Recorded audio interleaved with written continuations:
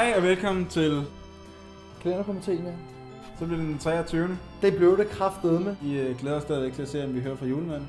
Vi glæder os og håber, at det sker. Vi beder til Allah faktisk lige nu, som den opmærksomme seer nok har lagt mærke til. Så er det sgu advent. Og Anders, hvad skal vi snakke om? For satan. Vi skal tale om satanisme. Satan! Jeg vil sætte stemningen lidt.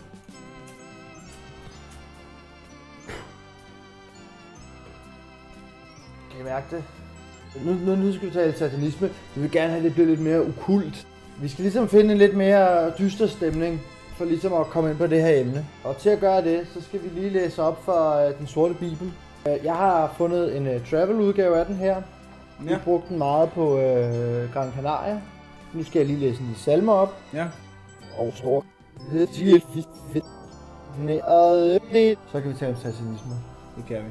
Må jeg lige tage lidt gedeblod her? Ja. Hvad vil du nu sige om satanisme? Der er kun et sted at starte. Og det er en kirke. Synes jeg simpelthen bare, at vi skal sætte stemningen. Hvad er det, du har lavet der? Nej. Kan vi ikke tegne? Sådan der. Ja. Ja, sådan her, ikke? Sådan her. Ikke?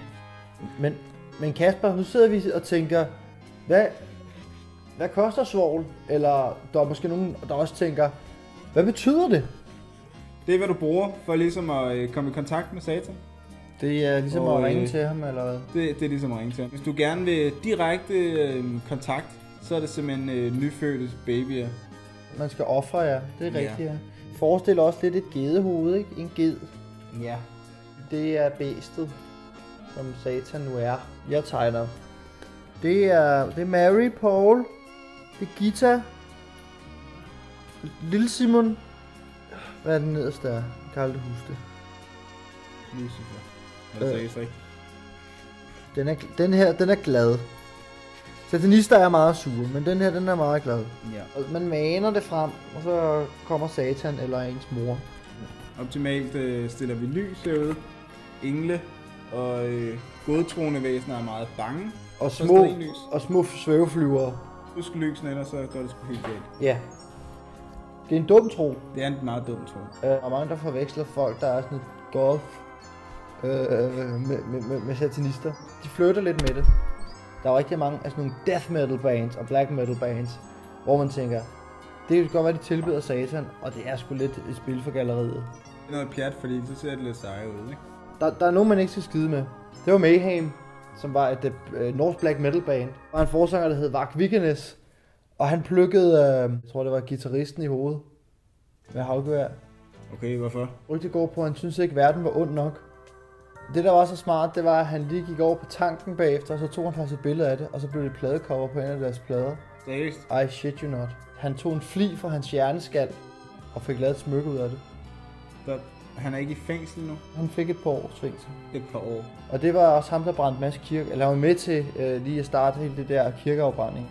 Hold da scheisse. Så er der noget med, at de drikker blod, og noget med, at de offrer geder og spædbørn og sådan ting. Ja. Det er ikke rigtigt. De peterer mere spædbørn. Det Anders har gjort, det er at forberede lidt hjemmefra. Jeg vil gerne lige vise, hvordan det foregår. Vi har været i kontakt med reality-serien De Unge Mødre. Der er en af dem, der har været så sød ligesom at skænke et barn til os. Hun havde så mange af dem, og hun sagde, ved I hvad, vil I ikke have et barn? Vi var sådan, jo, hvornår skal vi bruge det? Og så var hun ligesom, tror I på Satan? Og så tænkte vi, hey. Og det der er vigtigt, før man starter, det er selvfølgelig lige at sørge for, at barnet er levende. Det skal være et frisk barn. Det er som regel meget vigtigt, det græder. Vi kan skære lidt i underlåret her. Der er ikke nogen lyd lige nu, den er i chok. Fint. Vi fortsætter. Det skærer til her i inderlåret. Man sørger for, at der kommer sådan et godt flow i blodet. Det er måske ude i Rold skov, du befinder dig. Og så tager man simpelthen barnet. Og så er det, at vi skal skåre halsen over. Uskyldigt blod ned på vores pentagram, så vi kan få tilkaldt Satan. En anden tommelfingerregel, det er lige måske diskutere, hvad skal man tale med Satan om. Det er som regel meget vigtigt at være forberedt, når fyren dukker op. Vi gjorde det her tidligere, og så spurgte vi om han havde spolet de blockbuster VHS-bånd, vi havde tilbage. Og så var han sådan, hvorfor ikke tjekke det selv? Altså, Hvis han gjorde det, så fik han vores første fødte. Ja, det kan vi så sige. Vi har lavet en dobbelt kunstig befrugtning på en af de unge mødre. Og vi har så fået det her barn. Det er en dejlig drengebarn, som hedder Talkum Jørgensen. Hurtigt lige skal over her, ikke? Og så er det, vi skal messe. Så vi holder her. Kog sangriaen langsomt og tilføj derefter nellike. Derefter så tag et banklån, gerne på et par millioner, og bare slap helt af. Så skulle vi simpelthen manifestere Satan. Ja. Og så skulle han komme om... Det var når busserne kører, og der er mange ting. Jeg ved ikke, om du har noget tilføjet til det sådan. Nej. Det er jo lille juleaften i aften. Det er lille juleaften, det er slet ikke til at forstå, altså. Sådan. Vi slukker lige for satanismen. Så. Ja. Vi skal have trukket en vinder i vores sweaterkonkurrence. Der har været rigtig mange, der har deltaget. Men nu gør vi det altså. Og det er Kaver, der trækker dem. Vi vil gerne understrege, at vi ikke klipper i det her stykke. Det kan man se der. Det kan man se der. Ja, I kan se der, at vi ikke klipper. Og nu trækker jeg et navn. Det kom her. Og det var Jan C. Det er Jan C. Det er Jan C.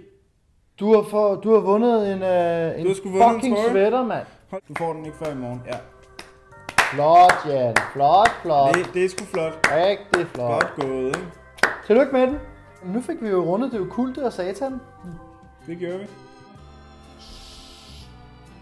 Der er vel ikke andet end tilbage at sige glædelig lille juleaften. Hvis I alle sammen vil hjælpe os med at krydse fingre på, at julemanden kommer i morgen. Ha' en god aften. Og i lige måde. Hail Satan.